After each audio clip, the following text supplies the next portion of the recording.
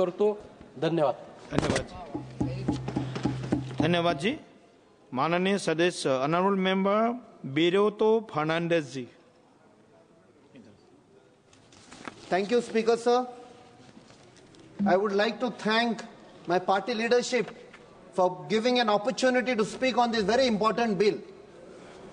Sir, this Bill of Lading 2024 was introduced on August 9, 2024. It seeks to replace the Indian Bills of Lading Act 1856. Now, the Act provides a legal framework for issuance of bills of lading. A bill of lading refers to a document issued by a freight carrier to a shipper.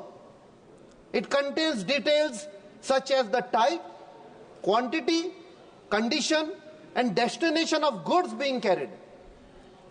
Now, the Act states that a bill of lading is conclusive evidence of goods on board. It grants following persons all rights of suit and liabilities regarding the goods. A, the receiver as per the bill of lading. Second, any third party to whom the receiver may transfer the ownership of goods. Sir, when we are discussing the bill of lading, it is but necessary that we get into a discussion of shipping and shipping related matters, because the entire issue is related to shipping. In this context, I suggest the government should facilitate to modernize the shipbuilding industry in India, as we have huge potential to compete the shipbuilding industry in the world with the global industry of shipping. Now, when we speak of shipping, the name that pops up is the Shipping Corporation of India. The Shipping Corporation of India has played a huge role in contributing towards India's economy, and both during peacetime and during hostilities. But provisions in this bill makes one wonder what the real intention is by bringing this bill.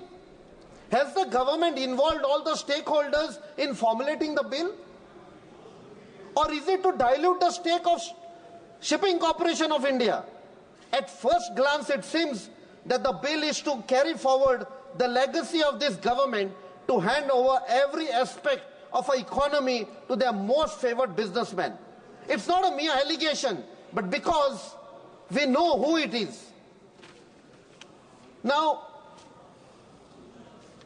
there are certain factors that I would like to suggest to the government when the government is calculating the impact on the shipping industry by trying to bring this bill. Some of the related problems plaguing the shipping industry are container shortage, surge in freight rate and shipping cost, shipping delays at the ports, and turnarounds at the ports. Now, some of the major problems are at customs and immigration.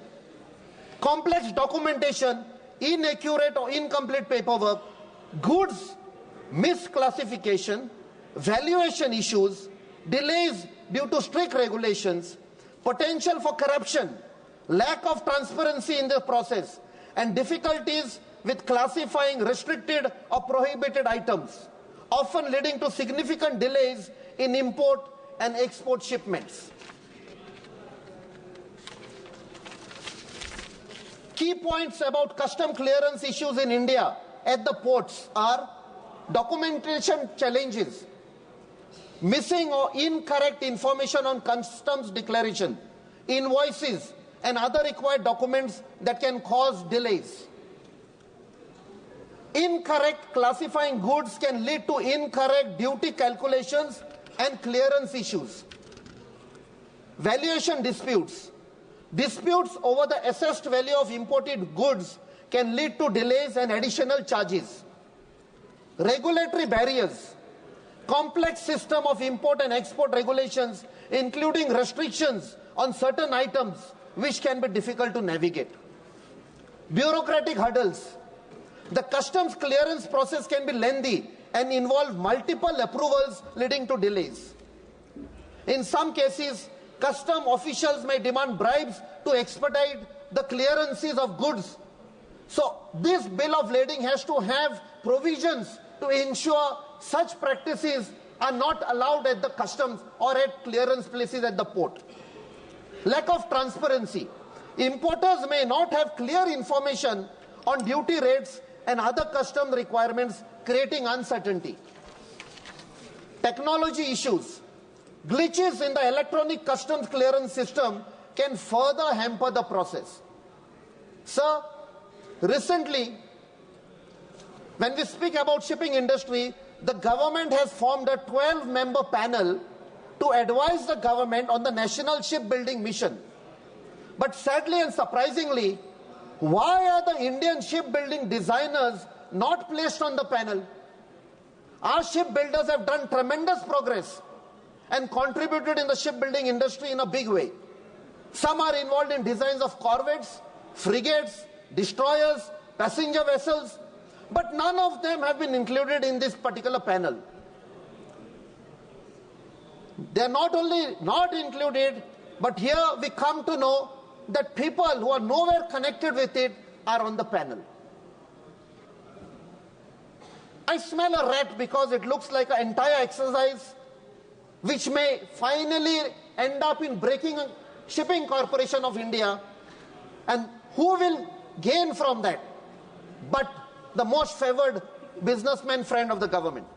Sir, while presenting the budget, the Honorable Finance Minister announced a 25,000 crore maritime development fund, a revamped shipping building financial assistance policy to address cost disadvantages faced by Indian yards, a credit note scheme for shipbreaking in Indian yards to promote circular economy and infrastructure status to large ships above a specified size were also announced. Today, India holds less than 1% of the global shipbuilding market, but aims to break into top 10 ranking by 2030 and top 5 by 2047. Why not? We have to. But with such backward-looking provisions, are we going to break into the top 10? Sir, coming to my state of Goa,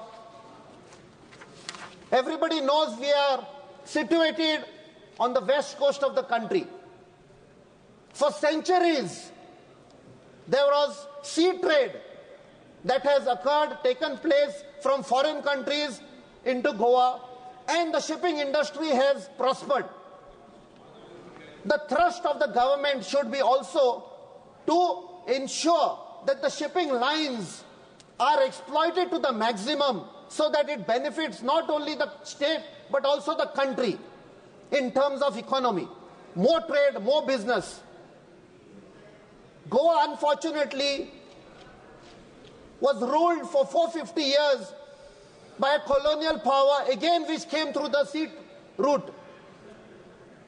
And as irony would be, today we are again become slaves of a trade which has come by sea, where the coal is being brought from Australia, and when it comes to the Mormugao Port Trust, which is now Mormugao Port Authority, again the coal has to go to other states like Maharashtra and Karnataka.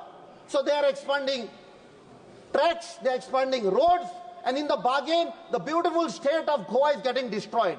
To the extent, a few days back, even the iconic, most revered temple of Lord Kapreshwar was demolished by authorities to facilitate this expansion. For what? And people who try to save the temple have been booked. Even yesterday, sir, for facilitating this coal trade, when they were trying to expand the railway tracks, even the sarpanch, a lady sarpanch, has been booked by the authorities. Even the local authorities have become agents of the central agency to suppress. So I request you, sir, this bill that has been introduced, let us use it for the benefit of all the states and the country, instead of using it for certain trade which is going to destroy certain places like the way my state of Goa is being destroyed. Thank you, sir. Thank you.